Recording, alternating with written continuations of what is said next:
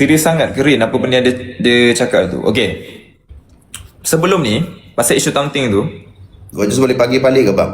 Aku rasa Gorgeous pun tak nak bagi dah. Sebab dia terkait dengan Gorgeous juga. oh ya, janganlah bang, dah cukup. Banyak sangat ni, cukup. Banyak sangat ni. Cukup. Dah, kita jom lah, kita end lah. Gorgeous terkait sekali. Santai, tak ada. Kita ikut apa yang MPL cakap itu. Apa yang MPL cakap itu, guys. Tak, tapi kalau korang nak tanya serius macam mana, kalau sebelum ni korang tengok isu taunting tu, bila MPL keluarkan statement, dia tak mention nama, betul tak? Dia tak mention pun Kram ke, and dia tak mention kepada player mana, betul? Sekarang ni sampai tahap Muntun memang bagi tahu nama Kram sendiri yang buat, message player MPL lain dia dah bagi tahu, kan? Semua benda dia dah cakap.